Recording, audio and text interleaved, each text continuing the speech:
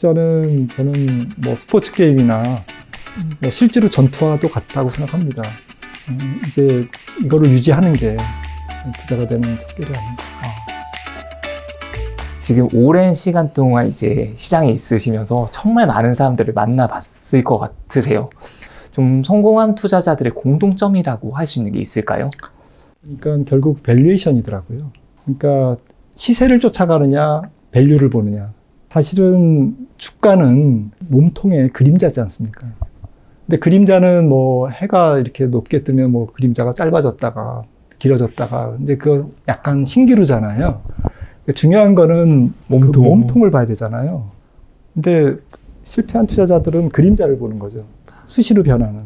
근데 그거는 진실이 아니거든요. 그러니까 몸통의 가치, 이 기업이 시가총액이 1조 될 만한가, PER이 20배 부여받을 만한가, 이거를 고민하시라는 거죠. 근데 이게 이렇게 말씀드리면, 그걸 뭐 전문가나 하는 거지. 뭐 맞아요. 그거 어려우니까. 내가 뭐 어떻게 해. 뭐 이렇게 생각하실지 모르는데, 간단합니다. 최근 5년간 가장 높은 PER이면 한 번 더 생각해 보시라. 더 싸질 때까지 기다려 보시라. 그럼 이게 최저점이면 올라갈 가능성도 있을까요? 네, 최저점이면 올라갈 가능성이 있죠. 당장 어닝이 뭐 회복되지 않더라도 다음 분기 혹은 내년에 회복될 것 같지 않은데도 불구하고 주가는 올라가는 성향이 있습니다. 그리고 제 경험상으로는 아무리 좋은 주식이라도 우리나라 성장주, 특히 주가가 많이 올라가는 그런 구간에서 한 2년 반 올라가면 떨어집니다. 왜 그러냐면은 우리나라 기업들이 대부분이 B2B거든요. 수출 기업들인데 이거 환율에 영향받죠. 세계 경기 영향받죠. 또 글로벌 피어들, 경쟁 기업들의 영향을 받죠. 여러 가지 판가 요인들, 원가 요인들 영향을 받기 때문에 아무리 성장을 할 수 있는 그런 가능성이 있는 기업이라도 주가가 한 2, 3년 정도 올라가면 맥을 못 추는 경우가 많습니다. 물론 뭐 나는 10년, 20년 보고 투자해. 이러면 괜찮지만 대부분의 투자자들은 내가 10,000원에 샀는데 6,000원으로 빠지면 못 버티고 팔지 않습니까? 버티기 힘들죠. 네, 다시 6,000원이 12,000원 가고 20,000원 가지만 삼성전자가 그래서 100배 올랐지 않습니까? 그거는 보통 보편적인 투자자들은 그렇게 못 하시기 때문에 한 2년 정도 주가가 쭉 올라갔다. 그러면 한번 차익 실현을 하시다라는 걸 말씀드리는 거고요. 또 같은 팁이지만 최근에 주도주가 한 2년 정도 올라갔다. 주식시장이 전체적으로 코스피가 그렇게 많이 올라가지는 못하겠구나. 이렇게 힌트를 종목에서 시장 판단을 하시면서 이렇게 여러 가지 생각을 이렇게 하시면서 대응하시면 아마 주식 투자가 재미있으실 겁니다. 근데 꿀팁을 주신 것 같아요. 2년 반 정도를 보고 PR이 얼마 정도가 됐는지. 고점이라면 뭐 더 오를 수도 있겠지만 조심하는 게 좋을 거고, 그리고 만약에 지금 내가 샀던 물건, 샀던 주식 자체가 그 정도 가격이 되면 한 번쯤은 털고 다시 또 다른 좋은 또 종목을 찾아보는 게 어떻겠냐 하는 거죠. 네, 종목은 많거든요. 근데 그 종목을 하나하나 다 공부하려면 혹시 몇 개 정도의 종목을 선택해놓고 공부하는 게 좀 좋을까요? 네, 업종별로 한 두세 개 정도만 이렇게 골라놓으시면 공부하시면 될 것 같습니다. 누구나 부자가 되고 싶어 하지만 아무나 부자가 되지는 못하는 것 같아요. 부자가 되고 싶다면 가장 먼저 해야 될 행동이라는 게 있을까요? 저는 뭐 운동부터 하십시오라고 생각합니다. 운동부터요? 네, 주식 투자는 저는 뭐 스포츠 게임이나 뭐 실제로 전투와도 같다고 생각합니다. 눈이 좋아야 되고 쉽게 피로하지 않아야 되고 오래 달릴 수 있어야 되고 빨리 달릴 수 있어야 되고 이런 부분들이 실제 전투랑 똑같거든요. 이거를 유지하는 게 부자가 되는 척결이 아닌가. 저도 좀 그 말에 공감을 많이 하는 게, 저도 투자를 하자고 마음을 먹고 나서 바로 운동을 시작했어요. 조금은 다른데 장기전이라고 생각을 했어요. 이게 투자라는 건 맞습니다. 제가 짧은 기간 동안 해낼 수 있는 게 아니라 좀 긴 시간을 해야 되는 거다 보니까 그만한 체력이 뒷받침되지 않으면 어느 순간 제가 나태해질 거고 좀 포기를 해버리고 말 것 같으면 체력 때문에. 근데 그건 너무 아쉽잖아요. 그걸 좀 많은 분들한테 말을 해주고 있어요.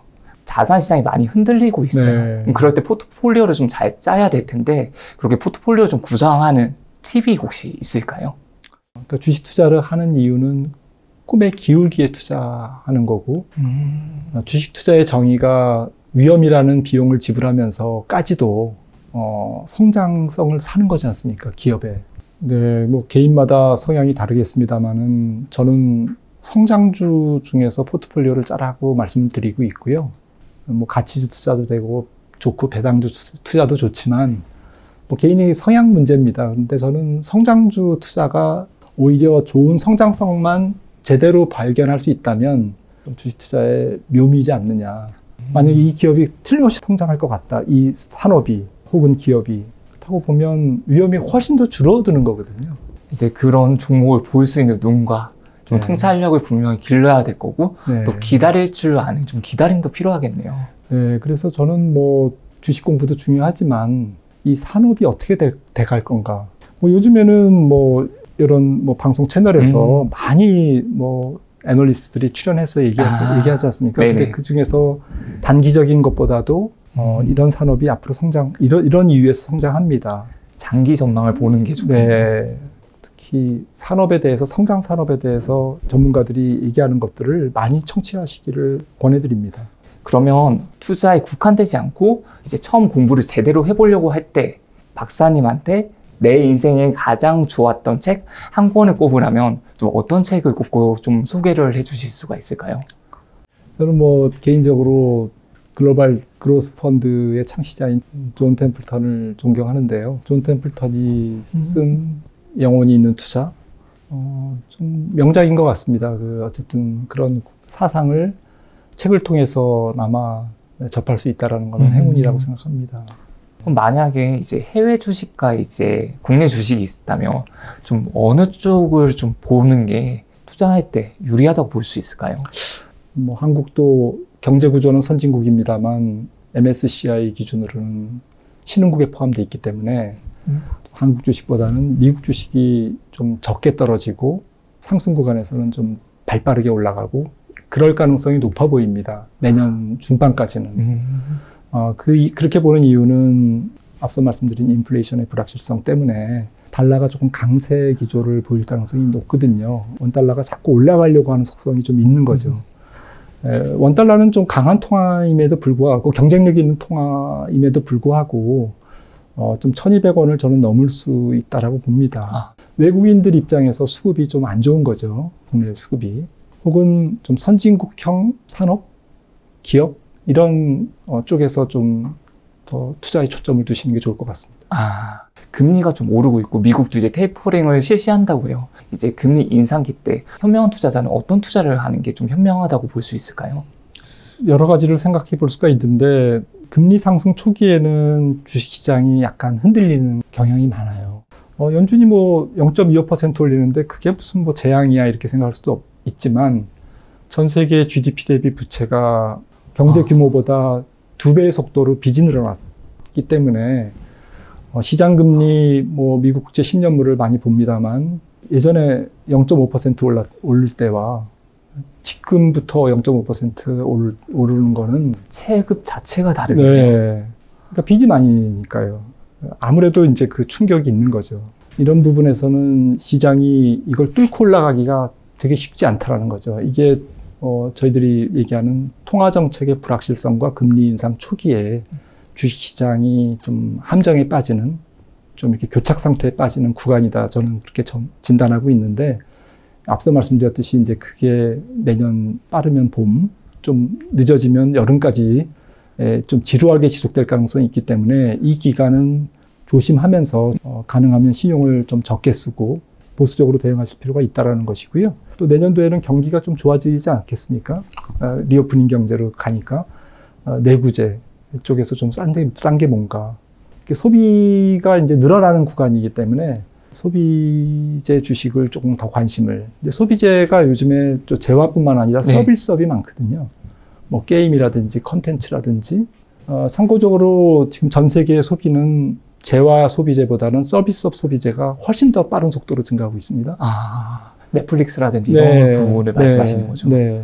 그리고 소득이 좀 높아질수록 어느 나라나 문화재 서비스업이 더 많이 빠른 성장을 보입니다. 프로야구 관람이 늘어난다든지, 뭐 공연, 뭐 연극, 뭐 여러 가지 뮤지컬 이런 것들의 수요가 많죠. 오랫동안 애널리스트로 이제 계시면서 좀 힘들었을 때가 있었을 것 같아요. 언제가 좀 가장 힘드셨어요? 기간보다는 뭐 저의 예측이 좀 잘 안 맞았을 때, 뭐 대체로 주가가 폭락했을 때인 건데요. 뭐 IMF 때라든지, 뭐 글로벌 금융위기 때라든지, 2008년이라든지, 뭐 그뿐만이 아니라 좀 논리적으로 접근하려고 했지만 주식시장은 저의 알량한 논리를 훨씬 더 뛰어넘는 큰 메커니즘에서 움직이지 않습니까? 이럴 때 이제 뭐 또 겸손해지기도 하지만 굉장히 자괴감도 들고 힘들고 이런 것 같습니다. 그때 좀 힘이 되었던 말이 있을까요? 뭐 힘이 되었던 말들은 고객의 위로죠. 뭐 고객분들이 어쨌든 괜찮다. 고객분들이 괜찮다. 네. 열심히 해라. 뭐 논리는 맞았지만 뭐 상황이 이렇다. 뭐 이렇게 해서 위로를 주실 때 뭐 제일 힘이 나죠.